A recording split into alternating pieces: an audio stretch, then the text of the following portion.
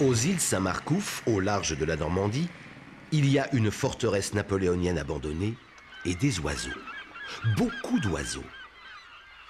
Les deux îles, l'île du Large et l'île de Terre, ont un statut étrange. Domaine privé de l'État, comme l'Élysée ou Matignon.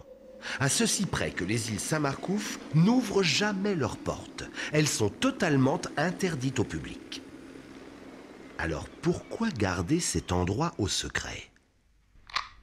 L'histoire des îles débute au VIe siècle. Saint Marcoux évangélise la Normandie et ses pouvoirs de guérisseur le rendent célèbre. Comme il a l'habitude de venir passer le carême sur les îles, on leur donne le nom de Saint Marcoux. Et on y rajoute plus tard un F parce que c'est plus rigolo. À la fin du XVIIIe siècle, les Anglais occupent les deux îles et font le blocus de la baie de Seine.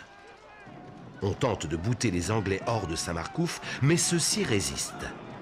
Alors, Napoléon sort son arme secrète. Le Nautilus, construit par l'Américain Robert Fulton, est le premier sous-marin militaire de l'histoire. Lors de l'automne 1800, Fulton s'approche de Saint-Marcouf pour couler les navires anglais qui mouillent entre les deux îles. Trop tard, les Anglais ont eu vent de l'affaire et ont pris la fuite.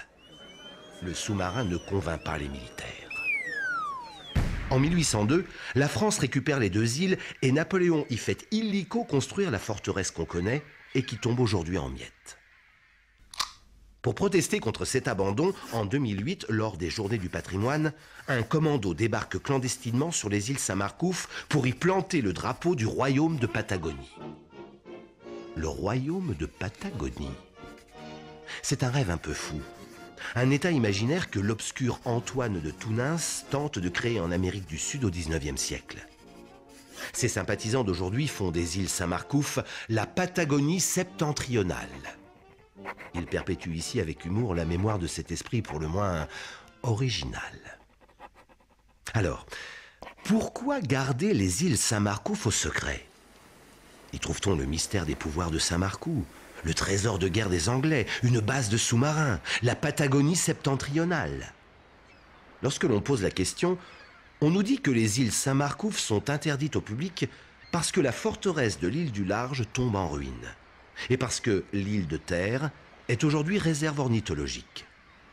Bref, si personne n'a le droit de se rendre aux îles Saint-Marcouf, c'est pour protéger le public, protéger les vestiges du passé et protéger les oiseaux.